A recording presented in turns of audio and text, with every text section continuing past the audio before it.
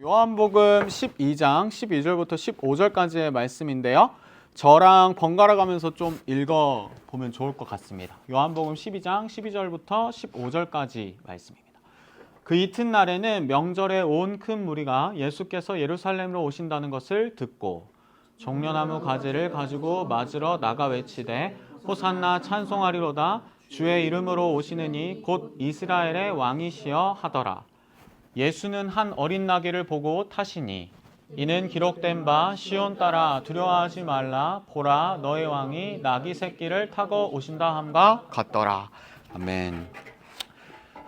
오늘 말씀은요, 찬양은 되게 좀 이렇게 거룩했는데 말씀의 시작은 좀 안 거룩하게 좀 시작해 볼까 합니다. 한국 영화 3대 등장씬이라고요. 혹시 이런 어떤 거를 이렇게 들어보셨는지는 모르겠지만 한국 영화 그 3대 등장씬이 있어요. 그 이래랑 이드는 잘 모를 수 있지만 그 삼촌 이 언니 이모들의 나이가 되면 약간 이런 거를 다 경험해 봤을 텐데 혹시 좀 생각나시는 한국 영화 3대 등장씬이 있으신가요? 혹시 제가 준비한 것과 이 일치하는 게 있으면 제가 감사의 인사를 전하겠습니다. 타짜. 강동원. 오케이. 컴온. 첫 번째는 강동원입니다. 혹시 이래랑 이든 이거 알아? 몰라요. 이게 뭐지? 오, 어떻게 알지? 나 몰라. 오마이갓. 오케이. 이 바야흐로 제가 중학교 2학년 때였던 것 같은데 그 귀현이 요즘에는 너네는 웹툰을 보지만 우리는 웹소설을 봤단다. 귀현이의 그 늑대의 유혹이라는 웹소설이 있었는데 그거를 영화화했고 아직도 주인공이 이런 강태성인가 아무튼 정확하게 기록 그 이청아에게 이렇게 우산 쏘고 딱 등장. 제가 극장에서 이거 봤거든요. 근데 진짜 막 극장의 그 모든 자매님들 막 이게 생각이 나고요. 또 3대 등장씬 하는데 뭐 생각나는 거 있으신가요? 스윗한 거예요? 조금 이거는 이제 두 번째 건 좀 웅장한 거예요. 요거보다 조금 더 지나서요. 예. 친구 아니고 약간 요거 또 이래 이더니 또 모르지. 미안해. 공간 가는 거 뽀로로 준비했었어야 되는데 이정재 배우인데 이 관상에서 이제 이게 내가 왕이 될 상인가. 제가 성대모사까지 준비 못했어요. 설교를 준비할 시간 모자라서. 이정재가 등장하는 등장씬이 있고요. 마지막은 이거 아마 거의 대부분 모르실 텐데 3대 등장씬에는 구글링 하면 안 등장하는데 저에게 있어서 약간 역대급 등장씬인데 혹시 이거 아시나요? 예. 아시는 분들이 있네. 이게 뷰티 인사이드라는 제가 진짜 좋아하는 영화인데 거기에서 이게 남자 주인공이 계속 얼굴이 바뀌어요. 자고 일어나면. 근데 이제 여자 주인공이 남자 주인공을 기다리다가 남자 주인공이 계속 이상한 얼굴로 깨어나다가 마침내 한 몇 시간 만에 이진욱의 얼굴로 딱 깨어나서 그 여자분이 기다리고 있는데 뭐 그때 저는 남자인데도 설레이더라고요. 제가 이 말씀 시작부터 왜 이렇게 언홀리하게 3대 등장씬에 대해서 얘기를 하냐면요. 저희가 오늘 읽었던 본문 속에서 3대 등장씬 저리 가라 하는 어떤 한 분의 등장씬이 나타나고 있고요. 그분의 예루살렘으로 엔터링하는 그 모습을 담고 있는 본문이 오늘 저희가 같이 읽었던 본문이에요. 누군지 다 아시죠? 저분들보다 훨씬 멋지신 예수님이시고요. 예수님께서 예루살렘에 들어가시는 것이 그 엔터링 하는 것을 기념하는 날이 오늘이 종려 주일이거든요. 팜 선데이라고 하는데 제가 건의하는 건 다음번 팜 선데이 때는 팜 스프링에서 예배를 드리는 게 어떨까? 이 팜 선데이 때 종려 주일 때 예수님께서 어떻게 예루살렘에 엔터링 하셨고 어떻게 등장하셨고 그리고 그거 한 끝을 예수님께서 어떻게 엔드게임으로 내시는지를 오늘의 본문을 잠깐 동안 살펴보면서요. 저희 같이 좀 이 종려주일에 예수님의 마음에 대해서 같이 나눴으면 좋겠습니다. 12절에 보면은요. 그 이튿날에는 명절에 온 큰 무리가 예수께서 예루살렘으로 오신다는 것을 듣고 이 한 구절에요. 여러 가지 팩터들이 담겨 있어요. 아마 마가복음 이번 주에 쭉 묵상하셨던 분들은 아시겠지만 마가복음 12장에 이제 예수님께서 예루살렘에 엔터링 하시는 내용이 나오고요. 그 절기에 대해서 나오고 있는데 이 명절이 어떠한 명절이 혹시 아시는 분 있나요? 예스, 제인. 이 명절이요 6월절이었어요. 6월절이 뭐냐면 파스오버, 그 출애굽. 이스라엘 백성들이 애굽의 압제에 있었던 그 이스라엘 백성들이 10가지 재앙을 통해 하나님께서 그들을 출애굽시키시고 애굽의 속박에서 벗어나게 하신 것을 기념하는 날이 파스오버 6월절이고요. 이 신약 시대에 와서도 트래디셔널하게 유대인들은 이 6월절의 절기를 지켰어요. 하나님께서 어떠한 분이신지 어떻게 그들을 인도하셨는지를 기억하는 거죠. 그리고 많은 시간이 지났는데도 불구하고 6월절에는 이 절기 때에는 흩어져 있던 유대인들이 예루살렘으로 모였대요.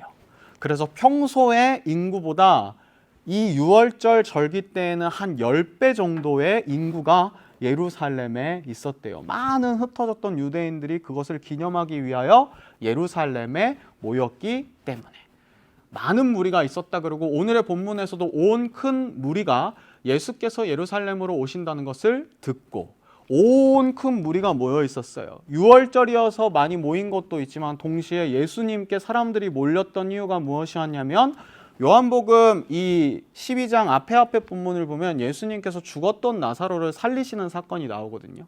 그냥 여러 가지 이적과 기사를 예수님께서 행하셨지만 죽은 사람을 살린다는 것은 약간 어나더 레벨? 사람들이 잔뜩 기대했을 거예요. 안 그래도 6월절에 많은 사람들이 모였는데 예수님께서 죽은 사람을 살렸다라는 이야기를 듣고 와우! 열광하면서 예수님께 모였겠죠. 근데 이 본문에 예수님의 모습이 조금은 우리가 평소에 묵상하던 예수님의 모습과는 좀 다른 것 같다라는 것이 관찰이 돼요. 왜냐하면 예수께서 예루살렘으로 오신다는 것을 우리가 듣고 하잖아요. 영어 성경 마지막 문단을 보면 Jesus was on his way to Jerusalem. 예수님의 평소에 우리가 묵상하던 모습과 좀 달라요. 왜냐하면 예수님은 무리가 모이는 자리에 즐겨 가지 않으셨어요. 똑같은 성경인 요한복음 6장에만 봐도 오병이어의 기적이 있고 나서 사람들이 예수님을 왕으로 삼으려 하자 예수님께서는 그 자리를 피하시잖아요. 한적한 산으로 가시잖아요. 근데 오늘은 예루살렘에 많은 사람들이 모일 것을 아셨음에도 불구하고 Jesus was on his way to Jerusalem. 항상 병든 자를 고치고 나서도 이거 얘기하지 마. 무리가 모이고 예수님을 왕으로 삼으려면 떠나고 그러하셨던 예수님이 온 많은 유대인들이 모여있는 그 힙한 예루살렘의 자리에 스스로 걸어가세요. 예수님의 예루살렘 엔터링. 예수님의 그 평소의 어떠한 모습과 성향을 어게인스트하고 좀 반대되는 일을 하는 거는 분명히 어떠한 시그니피컨트한 일이 있었기 때문에 예수님께서 예루살렘으로 향하셨겠죠. 그리고 13절에는요. 우리가 너무나도 잘 알고 있는 이 유명한 예루살렘에 들어가시는 예수님께서 엔터링 하시는 내용이 나와요. 종려나무 가지를 가지고 palm branches 맞으러 나가 외치되 이 모였던 무리들이 예수님을 메시아라고 생각한 거죠. 호산나 찬송하리로다 주의 이름으로 오시느니 곧 이스라엘의 왕이시여 하더라. 시편의 어떠한 커테이션인데요. 호산나 찬송하리로다 주의 이름으로 오시느니 곧 이스라엘의 왕이시여. 진짜 이 3대 등장신과 맞먹을 정도로 혹은 그 3대 등장신과는 비교가 되지 않을 정도로 많은 무리들이 종려나무가지를 흔들고 호산나 찬송하리로다. 주의 이름으로 오시느니 곧 이스라엘의 왕이시여. 그들의 입장에서는 최고의 어떤 그 웰커밍, 예수님의 예루살렘 엔터링에 대한 그 웰커밍을 이 무리들이 하고 있었던 거죠. 하지만 우리는 이 무리들이 어떻게 변하는지 알잖아요. 그들의 마음 가운데에는 아마 여러 가지 마음들이 있었을 것 같아요. 예수님을 진인하게 따르는 사람들도 있었지만 분명 이들의 마음속에는 예수님을 정치적인 어떠한 메시아로서 로마의 압제 가운데 있었던 그 유대인들을 로마의 정치적 압제에서 벗어나게 해주실 어떠한 왕 혹은 구원자 혹은 로마들을 막 다 쓸어버릴 어떠한 강력한 힘을 가지고 군대를 가진 그러한 메시아라고 생각했었던 사람들이 대부분이었지 않았을까라는 생각이 들어요. 그리고 그러한 기대감을 가지고 the time has come. 드디어 우리가 이 로마의 압제에서 벗어날 심지어 6월절이야?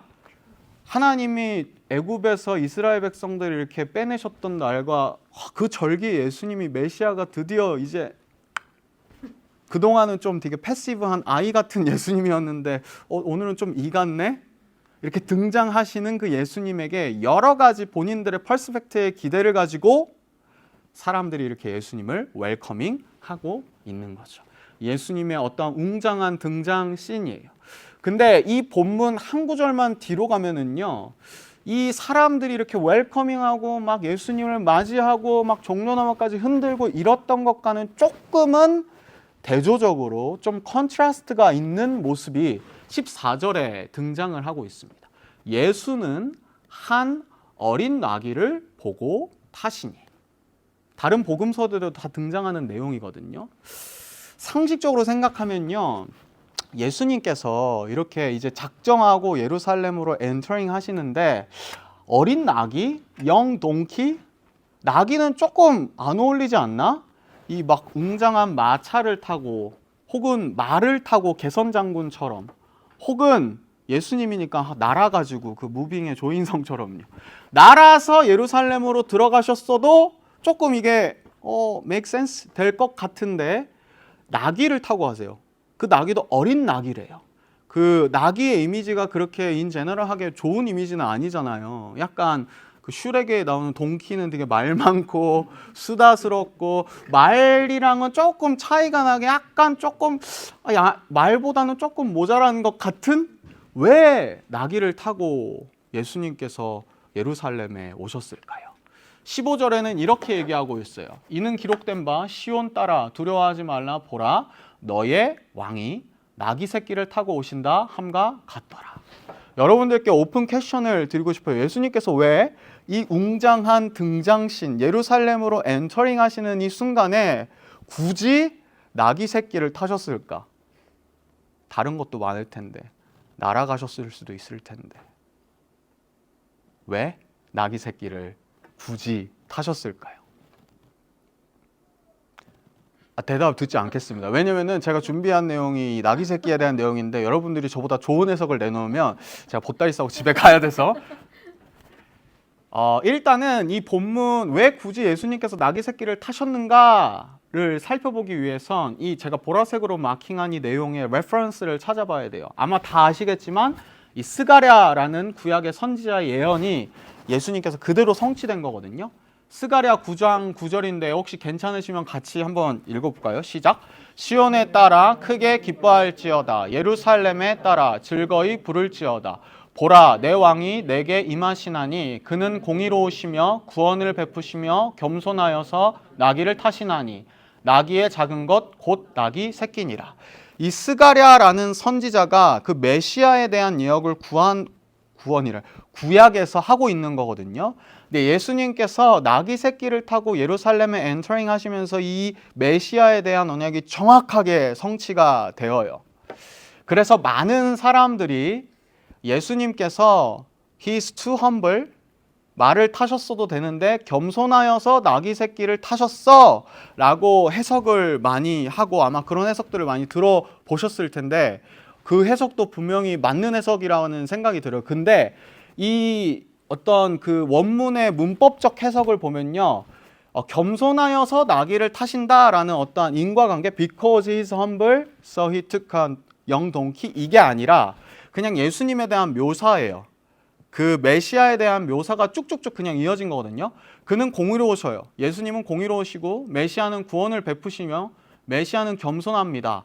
그리고 그 메시아는 나귀 새끼를 탑니다 라는 어떠한 문법적인 해석이 있대요. 그러니까 예수님이 겸손해서 나귀 새끼를 타셨어 라는 해석이 사실 스가랴서에는 있지 않은 거죠. 그냥 예수님에 대한 묘사예요. 그 메시아는 공의로우실 거고 구원을 베푸실 거고 겸손하실 거고 나귀 새끼를 탈 거야. 이 본문만 보면은요, 예수님께서 왜 나귀 새끼를 타셨는가? 그 이유가 나오지는 않는 것 같아요. 근데 약간 이 성경적 상상을 조금 애돈 혹은 역사적 배경을 좀 생각해 보면요, 스가랴서 9장 10절에 보면은요 좀 그 힌트가 나와요. 내가 에브라임의 병과 예루살렘의 말을 끊겠고 전쟁하는 활도 끊으리니 그가 이방 사람에게 화평을 전할 것이요 그의 통치는 바다에서 바다까지 이르고 유브라데 강에서 땅끝까지 이르리라. 그 스가랴서가 기록되었던 어떤 고대 근동의 역사를 보면요, 그 당시에 전쟁이 되게 많았잖아요. 여러 국가들 사이에 전쟁이 많았고, 여러분도 혹시 전쟁 영화 좋아하시는지 모르겠는데 전쟁 영화를 보게 되면은 이 전쟁하기 전에 아니면 나라와 나라 간의 어떠한 릴레이션십을 맺기 전에 메신저가 먼저 등장을 해요. 그래서 성이 이렇게 쫙 있고 이제 메신저가 등장이래. 메신저가 오잖아요. 그래가지고 너네 예를 들어서 전쟁을 하러 왔다고 쳐요. 메신저가 막 와가지고 이제 그 사신들이 딱 만나잖아요. 만나서 야 너네 전쟁 우리가 할 건데 내가 이거 파이널 워닝이야. 너네 많은 사람들 죽기 전에 그냥 항복하고 이 성 내놔. 약간 이러한 메신저. 그 당시에 전쟁이 많았기 때문에 이러한 컬처가 빈번했거든요. 근데 이 메신저가 말을 타고 오면 그거는 공격적인 어떠한 메시지를 가지고 있었대요. 내가 전쟁을 일으킬 거야. 그러니까 너네 경고하는데 마지막 경고인데 그냥 항복하고 그냥 나와. 근데 만약에 그 메신저가요 나귀를 타고 오는 거면 평화로운 화친을 제안하기 위해서 나귀를 타고 왔대요. 그래서 그 메신저가 말을 타고 오는지 혹은 나귀를 타고 오는지에 따라서 리시빙 하는 입장에서는 쟤네 전쟁하러 왔네. 야야 화살 좀 더 준비해. 나귀를 타고 오는 거면 쟤네 화친을 맺으러 오는 거네. 야 차 좀 타와봐. 약간 이런 컬처럴한 백그라운드가 고대 운동에 있었대요. 그리고 스가랴 선지자가 이 나귀 새끼를 타고 오신다라는 예언을 하고 굳이 나귀 새끼를 사용하신 이유는 여기 본문에 있듯이 에브라임의 병거와 예루살렘의 말을 끊고 전쟁하는 활도 끊으리니 그가 이방 사람에게 화평을 전할 것이요. 예수님께서 이스라엘 예루살렘에 엔터링 하시고 예루살렘에 들어가신 것은 그들을 막 다 활과 칼로 무엇인가 다 불로 쓸어버려서 죽여버리겠어. 그러한 메시지가 아니라 화평의 메시지였다는 거죠. 그리고 예수님께서 그 평화, peace, 오늘 다운이가 얘기했던 그 peace를 말씀하시며 그 일주일간 예수님께서 선택하셨던 수많은 선택들을 보면 로마를 그냥 다 쓸어버려서 너네 정치고 내가 구원해줄게 이게 아니라 십자가라는 가장 어리석은 혹은 가장 사랑스러운 그 the way를 선택하셔서 그 예루살렘 혹은 그 이방 사람들 그 모두에게 화평, 피스를 전하기 위하여서 낙타를 타고 오신 것이 아닐까라는 생각이 들어요. 그리고 낙타의 이미지를 보면요, 이러한 이미지가 떠요. 그리고 말이랑 비교해 보면요, 한 반 정도는 작아요. 낙타가. 나귀가. 약간 나귀의 심정에 좀 이해가 가는데요. 공감이 되고. 그치 다우나 우리는. 말은요 보통 어떤 용도로 사용됐냐면은 이렇게 좀 높으니까요 사람들이 타는 용도로 많이 사용이 됐대요. 근데 나귀는 반면에 사람들이 물론 타기도 했지만 좀 낮아가지고 물건을 실는 그러한 용도로 많이 사용됐대요.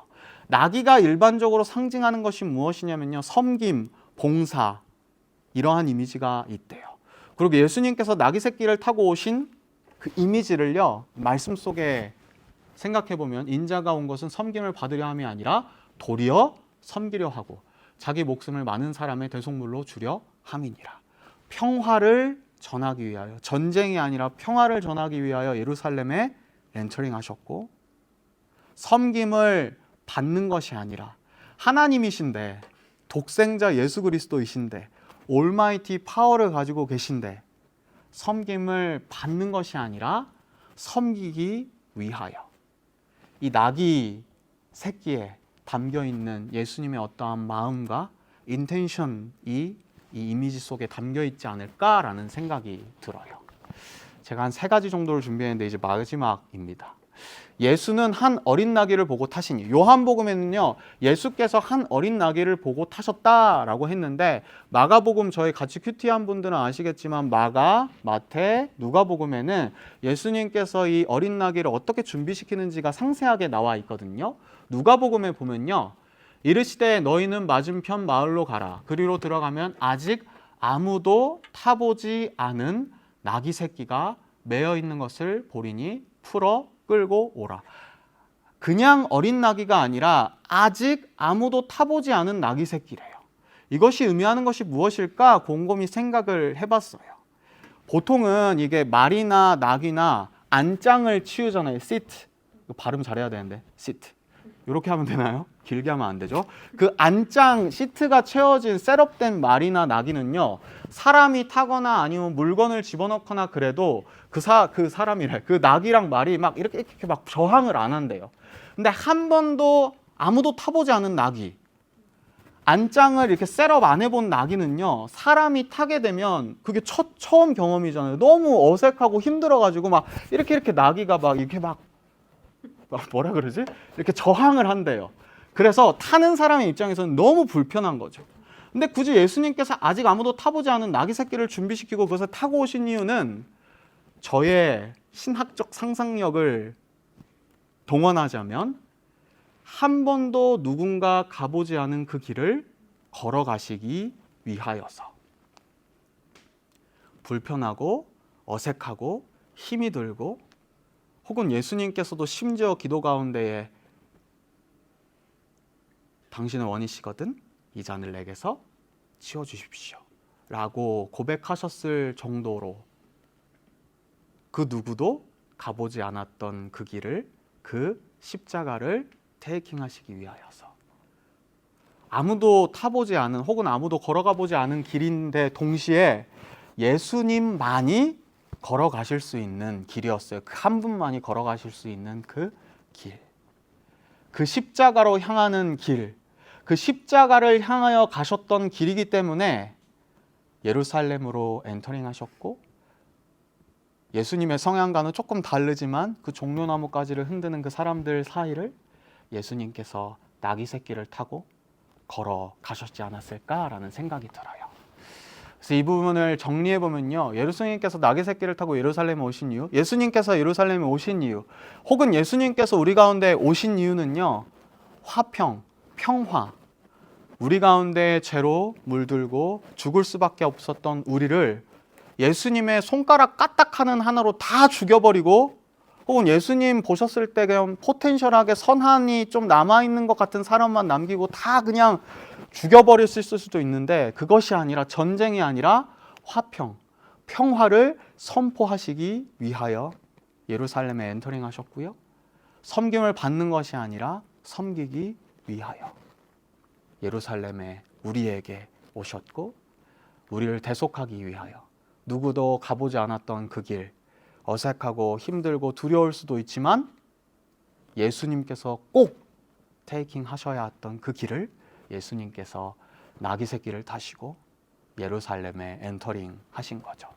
그래서 저는 이 예수님께서 예루살렘에 들어가시는 이 종려 주일, 예수님께서 이렇게 예루살렘에 엔터링 하시는 모습이 어떠한 등장신보다, 어떠한 멋있는 장면보다 저는 너무 멋있고, 그리고 우리에게 의미하는 것이 정말 크지 않나라는 생각이 들어요. 그리고 누가복음에는요, 이 예수님께서 예루살렘에 엔터링 하시고 나서의 그 후의 이야기가 누가복음에만 등장해요. 저도 예전에 한번 설교에서 멘셔닝 했던 것 같은데, 누가복음 19장 41절 42절, 예수님께서 예루살렘에 엔터링 하시고 나서 그 후의 모습이세요. 가까이 오사 성을 보시고 우시며 이르시되 너도 오늘 평화에 관한 일을 알았더라면 좋을 뻔하였거니와 지금 내 눈에 숨겨졌도다. 예수님께서 우세요. 원영 목사님의 리플렉션, 예수님은 F세요. I'm sure. 예수님께서 우세요. 이 성은 예루살렘이겠죠? 너도 평화에 관한 일을 알았더라면 좋을 뻔하였거니와. 이 평화는요, 예수님께서 이 땅에 오신 그 이유요. 그러나 지금 내 눈에 숨겨졌도다. 예수님께서 F로서 그 예루살렘 성에 있었던 사람들, 혹은 예루살렘에 없지만 그 모든 하나님의 그 피조물들을 보고 너도 오늘 평화에 관한 일을 알았더라면 좋을 뻔하였거니와 라고 말씀하세요. 이 말씀을 빗대어서 저희도 한번 저희의 삶을 리플렉트 했으면 좋겠어요. 우리 눈에 우리의 삶에 이 평화가 숨겨졌는지, 아니면 우리의 삶에 이 평화가 드러났는지, 그리고 예수님께서 걸으셨던 그 길을 이번 한 주간 묵상하는 주간이 고난 주간이거든요. 오늘 종료주일을 시작으로요. 우리의 한 주간의 삶 속에서 정말 리마인드 하면서 기억했으면 좋겠어요. 예수님께서 왜 이 땅에 오셨는가? 예루살렘에 엔터링 하시는 것은 우리의 삶에 예수님께서 들어오시는 것에 인카운터 하시는 거죠. 예수님께서 우리의 삶에 들어오셔서 정말 막 엄청난 그 컨퓨징이 가득한 우리의 삶 속에 야, 너 이거 해야지 저거 해야지 너 이거 똑바로 안 해 저거 안 해? 라고 말씀하시지 않으시고 그저 평화를 외치시고 우리의 가장 연약한 부분을 터치하시고 섬기시고 그리고 십자가를 통하여 우리를 구원하신 그 예수님의 마음이요, 예수님의 사랑이 우리의 삶 속에 가득했으면 좋겠습니다. 그리고 매주 그렇게 살아야 하지만 이번 한 주 특별히 예수님께서 우리에게 평화에 관한 일을 알려주시기 위하여 어떠한 길을 걸으셨는지를 묵상하면서요, 우리 마음 가운데 감동이 넘쳤으면 좋겠고요. 동시에 여전히 우리의 직장 속, 우리의 일터 속, 직장이랑 일터는 똑같은 말이죠. 우리의 학교, 우리의 가정, 여전히 그들의 눈에 숨겨진 이 평화에 관한 일, 그것을 우리가 가능하면 전했으면 좋겠어요. 우리의 삶의 모습이든 우리의 말로든 혹은 일본에서 Japanese language 혹은 Your smile 그것들을 통하여서요, 눈에 숨겨진 이 평화가 아직 숨겨진 자들이 있다면, 그래서 마음에 평화가 없고 마음에 그 평안이 없는 자들에게 예수님의 마음을 같이 전하고 이 고난 주간을 함께 그 예수님의 마음이 어떠했는지를 같이 우리가 좀 걸어가 보는 시간들이 되었으면 좋겠습니다.